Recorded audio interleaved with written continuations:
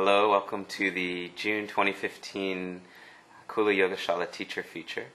This month we are interviewing Amanda Bolk, and we are, sitting in the Buddha bar on a Friday afternoon, hanging out for a few minutes and wanting to give everybody a chance to get to know Amanda and hear more about her class, which is Organic Vinyasa on Friday mornings at 10 a.m. in Studio B. So thanks so much for doing this. Thank you.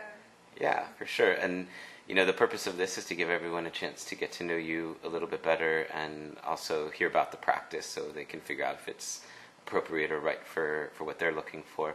So let's start. I usually start the interviews just giving people a sense of you and your background and kind of how you found your way onto the yoga path.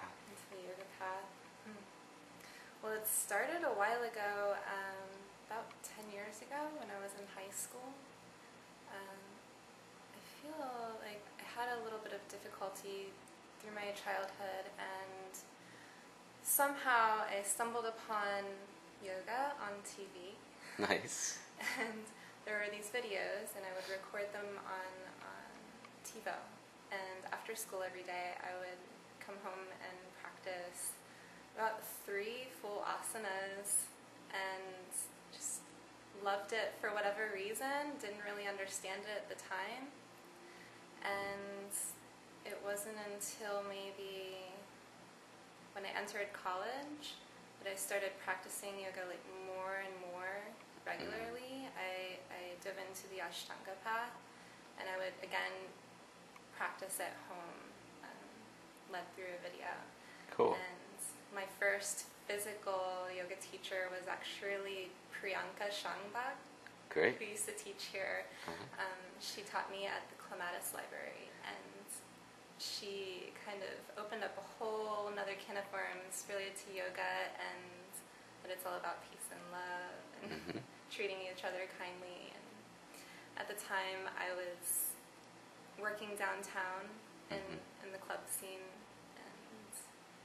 getting into all kinds of trouble, and that really kind of saved me because I started to change when I went to her classes. And soon I found myself wanting something else, and I was led to, by a friend of mine at that time, I was led to investigate massage therapy as a practice for myself instead of waitressing. And after looking into that, I decided that was a path for me. And so I went to school, and there I met Chris Iliadis, my boyfriend, and he introduced me to Kula. And it was pretty much like the best moment in my life, because my life was to unfold so much more happily than it had been, just through diving deeper and deeper into yoga and searching more into myself.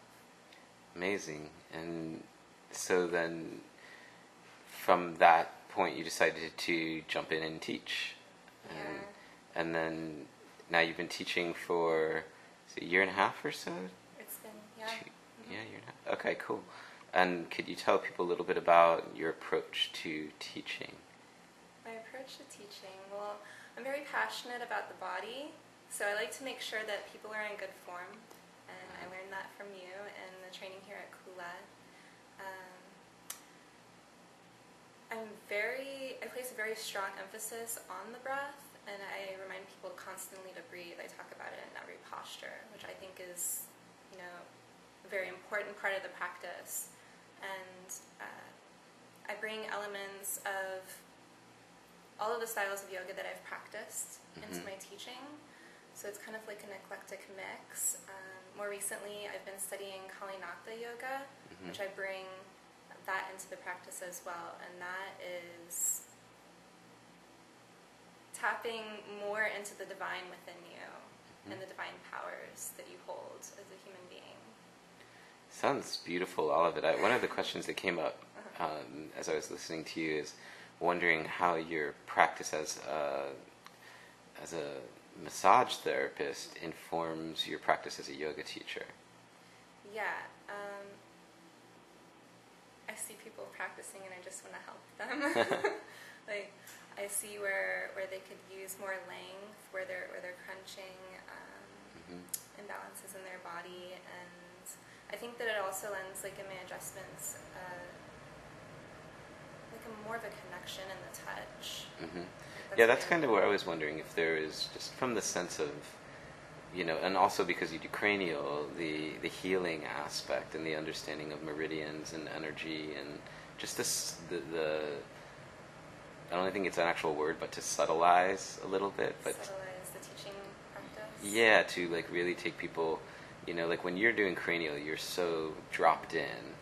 And I know for me, when I practice yoga, I feel really dropped in. So I was wondering if there's this a correlation for you. Yeah. When I first started teaching yoga, not so much. I was really concerned about, was I doing everything okay?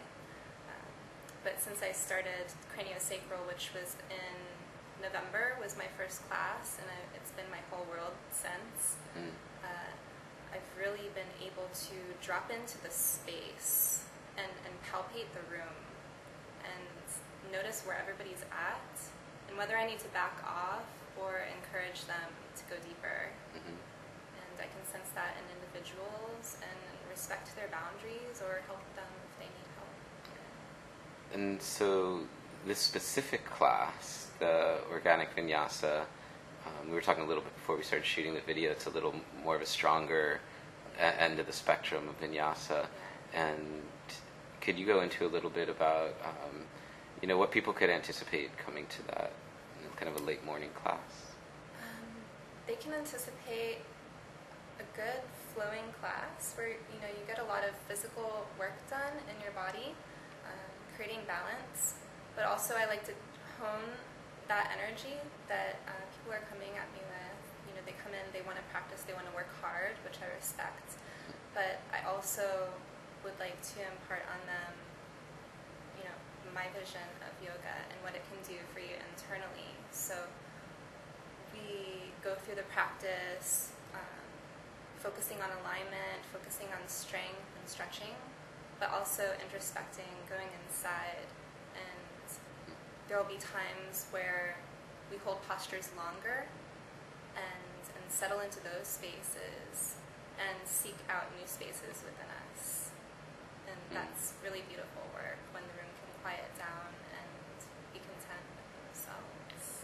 Yeah, I think there's power in the understanding that really movement is a doorway into that stillness. Yeah, and asana first and then meditation. And the practice just seems to become more meditative Yeah. once you've burned off that restless energy, that need to move. And anything else that you would like to share, or just kind of, not only about your class, but just for maybe people to draw from some inspiration from what your path has taught you? I'm just looking to connect heart to heart and share my love and what I've found in yoga for me. I just want it to overflow to everybody, inspire others to be happy in themselves. It's beautiful. Thank you so much, Amanda. Thank you. So Friday, 10 a.m., Studio B. Be there. Thank you so much. Namaste. Namaste.